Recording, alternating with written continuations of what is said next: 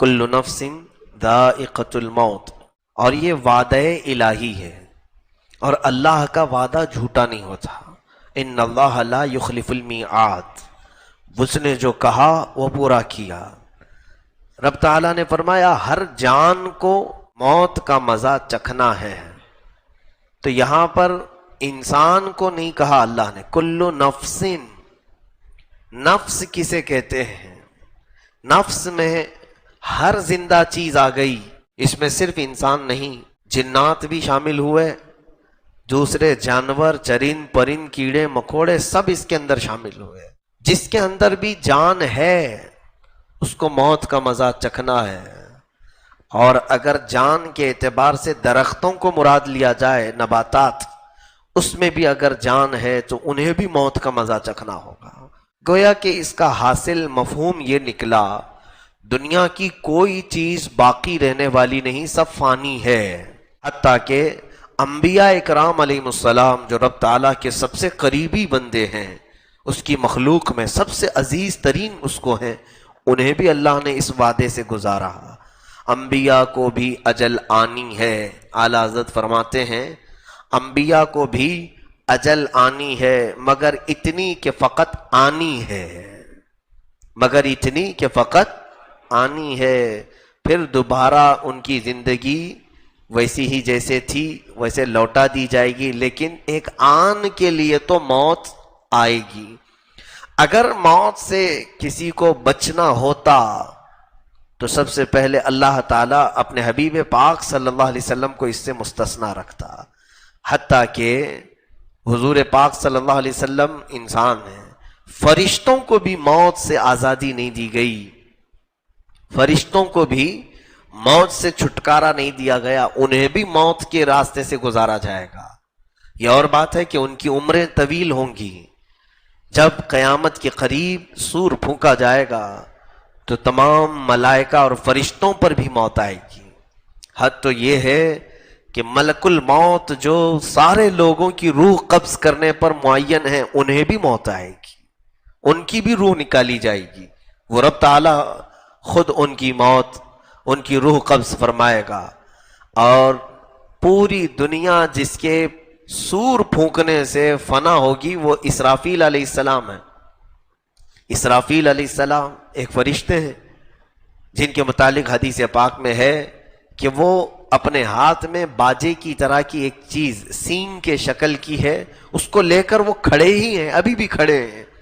جیسے ہی انہیں حکم ہوگا اس کو پھونکنے کی تو وہ سور پھونکیں گے۔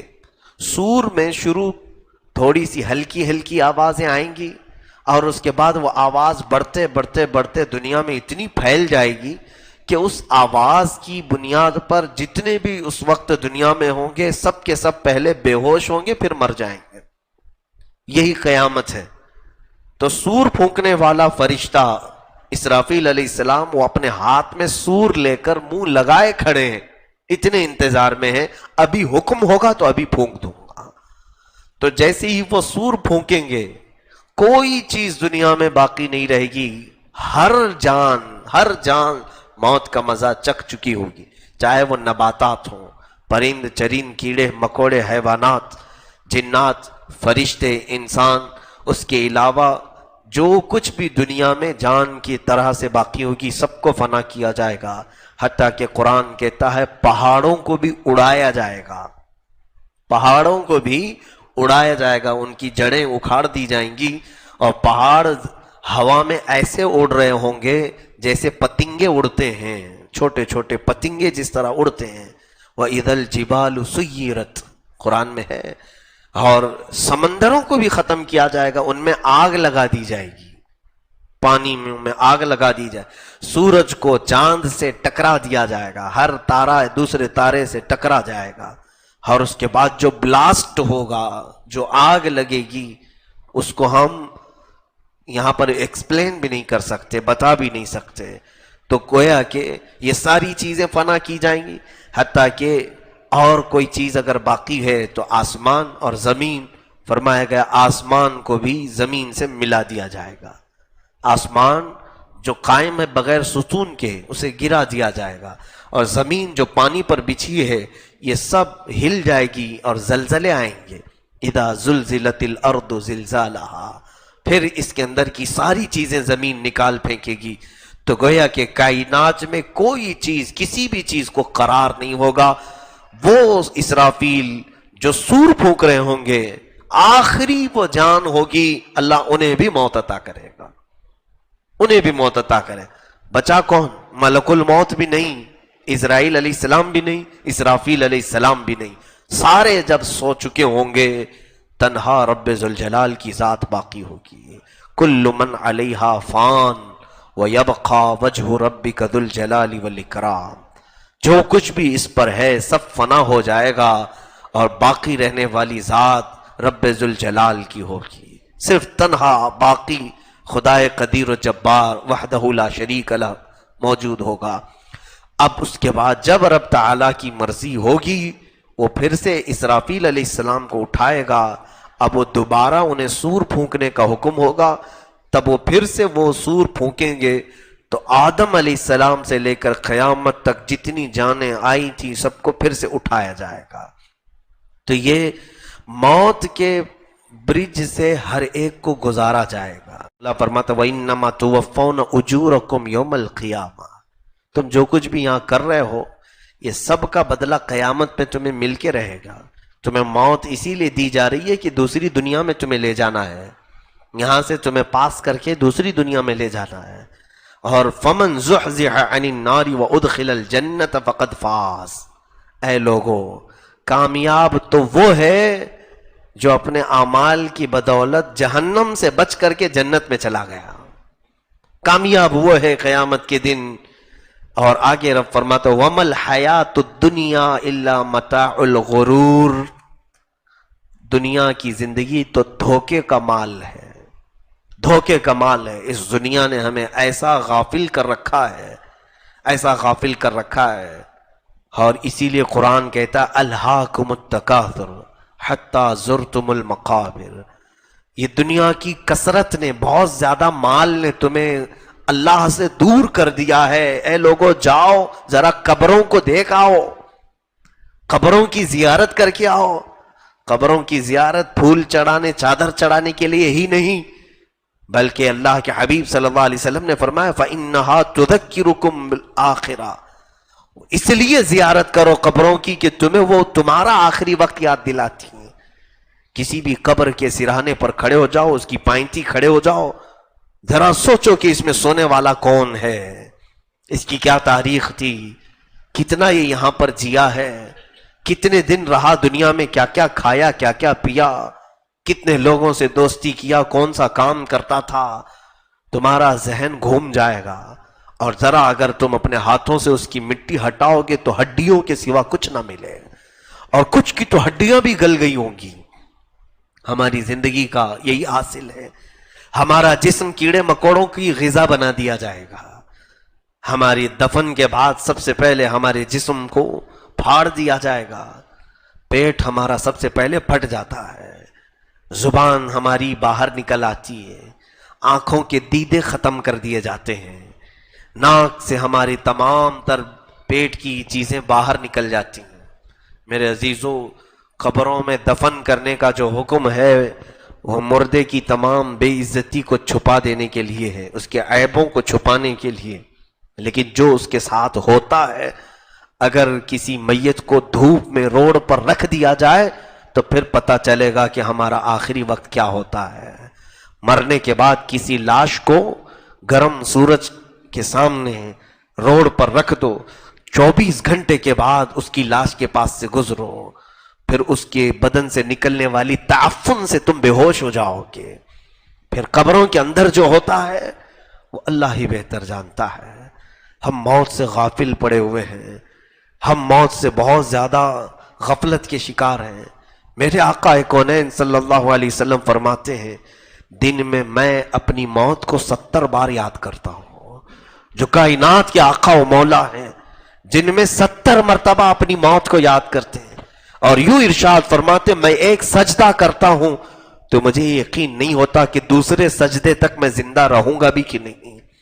ہم نے تو کتنے 100 سال کے پلان بنائے ہیں. آگاہ اپنی موت سے کوئی بشر نہیں. حدیث رسول میں ہے پانی اگر تھوڑا زیادہ گرم کر کے میت کو نہلایا جائے تو وہ گرم بھی اس کو لگے گا، گرمی بھی اسے لگے گی. جتنا وہ اپنی زندگی میں گرم نہاتا تھا اتنا ہی نہلاؤ. کچھ زیادہ گرم کرو گے تو جس طرح تمہیں چٹکے لگتے ہیں اسی طرح اسے بھی لگے گی. تمہیں جس طرح مکھی بیٹھنے پر کھجلاہٹ ہوتی ہے میت کو بھی اسی طرح سے ہوگی. اور اس کے جسم پر جو کچھ بھی بیٹھتا ہے سب اسے معلوم ہوتا ہے، سب کا احساس ہوتا ہے.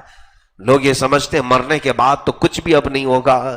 میں تو کبھی سوچتا ہوں کچھ لوگ مردوں کو، ہندو اپنے مردوں کو توڑ مروڑ کر کے بٹھا کر کے لے جاتے ہیں، ہڈیاں توڑتے ہیں اور انہیں بٹھا کر کے لے جاتے ہیں.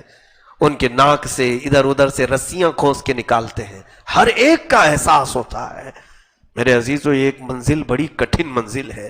سیدنا عثمان ابن عفان رضی اللہ تعالیٰ مصلی بچھاتے تھے.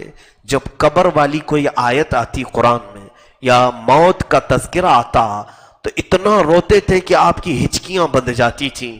اور آپ کے غلام وہ فرماتے ہیں صبح میں مصلی نچوڑ کر کے سکھاتا تھا، اتنے آنسو ان کے مصلی پر گرتے تھے. سیدنا عثمان ابن عفان اور قبروں کے پاس جاتے تو ان کا چہرہ پیلا پڑ جاتا تھا، پورا بدن کانپنے لگتا تھا. لوگ کہتے ہیں آپ خلیفہ رسول ہیں، عشرہ مبشرہ میں سے ہیں، یہ قبروں کے پاس آتے آپ اتنا ڈر کیوں جاتے ہیں؟ فرماتے ہیں یہ وہ منزل ہے کہ یہاں سے جو پاس ہو گیا پھر وہ آخر تک پاس ہوتا ہی رہے گا، اور جو یہاں پھنس گیا ہر معاملے میں پھنستا رہے گا، ہر جگہ پھنسا جائے گا. اور زمین کے متعلق یہ بھی فرمایا گیا کبھی کبھار یہ جلال میں بار بار کہتی ہے کہ اے مولا فلانا بندے کو جلدی میرے اندر ڈال، میں اس کی ساری اکڑ کو ختم کر دوں گی. جس قدر وہ اکڑ کر کے مجھ پر چلتا تھا، جو غرور و تکبر سے وہ مجھ پر ناچتا تھا، اس کو صرف میرے اندر بھیج دے، پھر میں اس کی پسلیوں کو ملا دوں گی. اس کے سینے کی ہڈیوں کی کڑکڑاہٹ سے جانور بھی کانپ جاتے ہیں. زمین انتظار کر رہی ہے.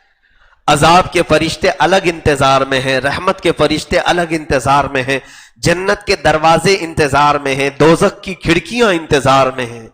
ایک بندے کے لیے سب انتظار میں ہے، ہماری موت کے انتظار میں ہے کہ یہ کب مرے گا اور اس کے لیے کیا حکم آنے والا ہے. جیسے ہی موت ہوتی ہے سب کے سب مولا کے حضور اب التجا کرتے ہیں، اے رب آج اس کا انتقال ہوا، آج اس کی روح نکال لی گئی، ملک الموت نے اپنی ڈیوٹی پوری کر لی، آگے کا حکم تو فرما.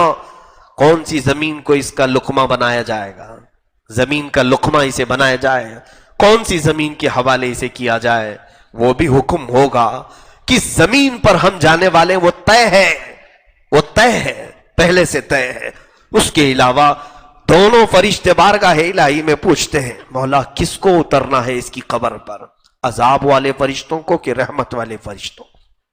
موت کے بعد یہ بھی آرڈر آئے گا، وہ بندہ خوش نصیب ہوگا جس کے لیے مولا رحمت کے فرشتے اتارتے ہیں، اور وہ بڑا ہی بد نصیب ہوگا جس کے لیے حکم آ جائے گا اے عذاب کے فرشتوں اتر جاؤ، کہ وہ خبیث جسم سے خبیث روح نکل چکی ہے اور اسے اس کے اعمال کا بدلہ چکھاؤ، اسے اس کے کرتوت کا بدلہ چکھاؤ. یہ سب تو ہمارے انتظار میں. کیا یہ حیرت نہیں ہے کہ موت سے بچنے کے لیے ہر کوئی دوڑ بھاگ کر رہا ہے؟ علاج، معالجہ، ڈاکٹر، طبیب، حکیم، دعا سب کچھ کر رہے ہیں. کس لیے کر رہے ہیں ہم؟ جیسے بیمار ہوتے ہیں جلدی سے جا کے علاج کرواتے ہیں کہ نہیں؟ ارے نہیں، جلدی ابھی مرنا نہیں ہے. جبکہ ہر ایک کو معلوم ہے موت تو آنی ہی آنی ہے. کوئی ایک بتاؤ موت سے کوئی بچا نہیں بچا؟ سب کو یقین ہے موت آنا ہے، مجھے بھی آنا ہے، آپ کو بھی آنا ہے. جو چیز سے بچنا ناممکن ہے اس سے بچنے کی ہر کوئی کوشش کر رہا ہے، لیکن عذاب دوزخ سے بچنا ممکن ہے، لیکن اس سے بچنے کی کوئی کوشش نہیں کرتا. اگر بندہ کوشش کر لے جائے تو دوزخ سے تو بچ سکتا ہے، موت سے کوئی نہیں بچے گا. تو موت سے بھاگنے کی بجائے دوزخ سے بھاگنے کی کوشش کیوں نہیں کرتے؟ جتنا علاج موت سے بچنے کے لیے تم خرچہ کرتے ہو علاج پر، کاش اتنی ہی محنت، اتنا ہی خرچہ دوزخ سے بچنے کے لیے کر لیا جاتا تو بہت ہی ہماری زندگی میں سکون کی نیند ہم سو سکتے تھے. آج ڈر اس بات کا ہوتا ہے میرے عزیزوں، میں نے ابھی چند دنوں قبل ہل گیا تھا، ذکر کی شب میں نے اس بات کو عرض کیا تھا، خواب کی تعبیر میں دیکھ رہا تھا، کسی صاحب نے خواب یہ بیان کیا کہ ہم نے اپنے رشتہ دار میں سے ایک صاحب ہمارے، ان کے باپ تھے دادا تھے جو بھی، خواب میں دیکھا کہ وہ آئے تھے، دھول میں اٹا ہوا چہرہ تھا، کالا دکھ رہا تھا۔ کیا تعبیر ہے، کیا تعبیر ہے؟ تو ہر ایک کی تعبیر الگ ہوتی ہے خوابوں کی۔ میں نے پوچھا کون تھے؟ کہا ہمارے جو بھی ان کے رشتہ دار ہیں فلاں تھے، پابند تھے، عبادت کرتے تھے، سب ٹھیک ٹھاک تھے، اور ہم نے ان کا جنازہ اٹھایا ہے، بڑی شان سے ان کو دفن کیا ہے۔ تو میں نے جب کتاب اٹھایا تو میرے ہاتھ کانپنے لگے، پڑھا میں تو یہ علامت تھی کفر پر موت ہونے کی۔ اللہ اکبر! کسی میت کو خواب میں اس حالت میں دیکھنا کہ اس کا چہرہ کالا ہے، روایت میں ہے کہ اس کی کفر پر موت کی علامت ہے۔ تو ڈر لگنے لگا۔ حج مسجدوں میں تو ہم آتے ہیں، موت آنی ہی ہے، آنی ہے، ہر ایک کو آنا ہے۔ کہیں ایسا نہ ہو کہ مولا ہمارے برے اعمال سے ناراض ہو کر ہمیں وہ کالی موت دے دے جس کے بعد چہرہ کالا ہی رہے گا۔ یوم تسود وجوہ، قرآن میں ہے قیامت کے دن کچھ چہرے کالے اٹھائے جائیں گے، اتنے کالے اتنے کالے کہ رات سے بھی زیادہ کالے ہوں گے۔ ان کے کالے پن کو دیکھ کر دہشت طاری ہوگی۔ یہ کون لوگ ہوں گے؟ جن کی موت کفر پر ہو گئی، ایمان پر موت نہیں ہوئی۔ عزیزان گرامی، اتنی خوش فہمی میں ہم آج جیتے ہیں، نمازوں کو چھوڑ کر بستروں پر ایسے لیٹے ہوتے ہیں۔ میں دیکھتا ہوں اتنے بڑے محلے میں اتنی بڑی مسجد خالی کیوں رہتی ہے؟ کیا مرنے کا کسی کو خوف نہیں؟ ابھی چند دن قبل ایک صاحب ان کا انتقال ہوا، کیسے جانتے ہیں آپ؟ 40 سال کی عمر ہے، بڑے بزنس مین تھے، بڑے بزنس مین۔ ان کے بچے ہمارے پاس آتے ہیں، کہا کہ ابا رات کو سوئے، صبح اٹھے ہی نہیں۔ اٹھنے کا معمول تھا صبح 8-9 بجے، لیکن اس دن وہ 11 بجے تک سوتے رہے۔ 11 بجے تو جب اماں نے اٹھانا چاہا تو جسم پورا ٹھنڈا تھا، دیکھ کر وہ گھبرائیں، ڈاکٹر کو بلایا گیا تو کہا رات میں ان کا انتقال ہو چکا ہے، بستر سے دوبارہ اٹھ ہی نہیں سکے۔ وہ جنازہ بھی میں نے دیکھا، رات کو نارمل کھانا کھا کر کے سویا ہوا آدمی صبح اٹھ ہی نہیں سکا۔ اے میرے عزیزو، کتنے مزے سے ہم فجر کی نمازیں قضا کرتے ہیں۔ کیا تمہیں خبر ہے کہ آج کی فجر کی نماز قضا کرنے کے بعد اگر تمہاری موت آئی تو بے نمازیوں میں ہی حشر ہوگا، اٹھایا جائے گا یہی کہہ کر کے قیامت کے دن، مولا یہ بنا نماز کے تیری بارگاہ میں آیا ہے۔ ہم تو ڈرتے ہیں اس بات سے کہ عشاء ہماری قضا نہ ہو جائے، چھوٹ نہ جائے، کہ کہیں اگر یہ رات ہماری زندگی کی آخری ہو تو ہم کو جب اٹھایا جائے گا، موت لی جائے گی تو بے نمازی اٹھایا جائے گا۔ اور بے نمازیوں کے متعلق میرے آقا صلی اللہ علیہ وسلم فرماتے ہیں قیامت کے دن جہنم کا ایک دروازہ ہے، اس دروازے پر فرعون، حامان، شداد، قارون، ابو جہل، ابو لہب، ان کے نام لکھے ہوں گے، انہی ناموں کے ساتھ بے نمازی کا بھی نام لکھا ہوگا، انہی ناموں کے ساتھ اس کا بھی نام ہوگا۔ کیسے ہم اس طرح کی غفلت میں ہیں میرے عزیزو؟ موت ایک ایسی چیز ہے جو ہر بندے کو ہلا دیتی ہے، ہر بندے کی عبرت کے لیے کافی ہے۔ جب رسول کریم صلی اللہ علیہ وسلم موت کا تذکرہ کرتے تو صحابہ روتے اتنا کہ ان کی داڑیاں بھیگ جاتی تھیں، آنسوؤں سے داڑیاں تر ہو جاتی تھیں اپنے آخری وقت کو یاد کرتے ہوئے۔ ہم کیوں نہیں یاد کرتے؟ ہم کیوں اس منظر کو اپنے آنکھوں میں نہیں لاتے؟ کیا ہوگا جب ہمیں اٹھا کر کے ہلکے ہلکے لوگ لے کر چلے جائیں گے؟ 1000 میری خواہش نہ ہو تو بھی لوگ زبردستی لے جائیں گے۔ میں اس تنگ و تاریک قبر میں نہیں سونا چاہوں گا، پھر بھی مجھے دبا کر کے آئیں گے۔ میں کبھی نیچے سوتا نہیں، گدے پر سوتا ہوں، پھر بھی لوگ مجھے نیچے سلا کر آئیں گے۔ نہ لوگ مجھے تکیہ دیں گے، نہ گدا، نہ چادر، نہ بستر، کچھ نہیں دیتے، حتیٰ کہ وہاں مجھے نہ پانی دیا جائے گا نہ کوئی چیز۔ ہر چیز کا احساس تو مردے کو ہوگا، لیکن دنیا دیتی کچھ نہیں۔ پیسوں میں سے ایک سکہ بھی کسی کو نہیں دیا جاتا۔ کیا دیتے ہیں کسی کو؟ اس کی پسندیدہ چیزیں قبر میں رکھ دیتے ہیں کہ یہ چیز بہت پسند سے کھاتا تھا، مٹھائی رکھ دو اس کی قبر میں. کوئی کچھ نہیں دیتا.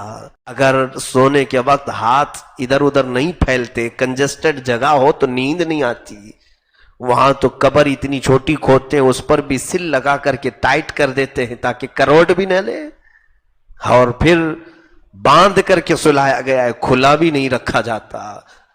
کفن کو ایسے کہ پیٹ پر بھی باندھا گیا ہے، پیروں پہ بھی باندھا گیا ہے، سر پہ بھی باندھا گیا ہے، پورا لفافے میں رکھ کر کے ہمیں لٹایا گیا. کس طرح سے ایک کنجسٹڈ جگہ پر اور کتنا تنگ لباس میں، ایک باریک لباس میں ہمیں ڈالا گیا. اس منظر کو یاد کرتے یقیناً میں اپنی کیفیت بتا رہا ہوں، بارگاہ الہی میں کبھی کبھار ڈر کر کے میں رات میں اٹھتا بھی ہوں، عرض کرتا ہوں کہ مولا بہت میتوں کو دیکھا قبروں میں جاتے ہوئے، قبروں کو بند کرتے ہوئے، آخری مرتبہ ان کے چہرے دیکھے، اور ان کے چہروں کو دیکھ کر ایک ہیبت بھی طاری ہوتی ہے. کتنے بے بس ہیں یہ. کبھی جب طاقت تھی تو مکہ بھی آزماتے تھے، جب زبان چلتی تھی تو ہر ایک کو چھلنی بھی کرتے تھے. کتنے خاموش ہیں یہ لوگ. آج ان پر لوگ مٹی ڈال رہے، کسی کو بولتے تک نہیں. اتنے بے بس ہیں یہ کہ ان کو کچھ بھی ہلایا جلایا جائے یہ کسی کو ڈانٹتے بھی نہیں، کسی کو اف تک نہیں کہتے. اور لوگ بڑے مزے سے ان پر تختیاں بند کر کے، وہ دوست بھی غائب ہوتے ہیں جو ان کے لیے رات رات بیٹھتے تھے. 5 منٹ کوئی قبر کے پاس بیٹھتا نہیں. ہماری قبر کی پہلی رات کیسی ہوگی، دوسری رات کیسی ہوگی، تیسری رات کیسی ہوگی. وہاں صرف اور صرف ملائکہ سے ہمارا آمنا سامنا ہے، کسی سے نہیں. ہماری کیے ہوئے کی تمام چیزیں انہیں بتانا ہے، ان کی مار کھانا ہے، یا ان کے کوڑے، یا ان کے بھالے، یا ان کے گرز جو لوہے کے وہ سینے پر مارتے ہیں تو 2 میل اندر جاتا ہے، 2 میل اندر جاتا ہے، وہاں سے وہ کھینچتے ہیں، نکالتے. یہ تمام کیفیات کو ہمیں جھیلنا ہے. اس لیے دعا یہی کیا کرو کہ مولا موت سے چھٹکارا تو ہے نہیں، لیکن اچھی موت عطا فرما دے. اس کے بعد تو سکون ملے. اس دنیا میں کون سا سکون ملا. اسی لیے ہم بار بار دعا کرتے ہیں کہ میں نے دیکھا ہے سارے قبرستانوں، بہت قبرستانوں میں گیا، بہتوں کے جنازے پڑھا ہے، دفن میں بھی شریک رہا، لیکن میری زندگی میں میں نے صرف ایک ہی قبرستان کو دیکھا جہاں زندہ بھی سونے پر فخر کرتا ہے، وہ جنت البقیع ہے. میرے آقا کا پڑوس قبرستان ہے. ایسا ہے کہ میں دن میں بھی وہاں گیا، رات میں بھی گیا. اتنا با رونق قبرستان کہ سچ بتاؤں ابھی اگر کہہ دیا جائے کہ لیٹ جاؤ تو خوشی سے میں لیٹ جاؤں.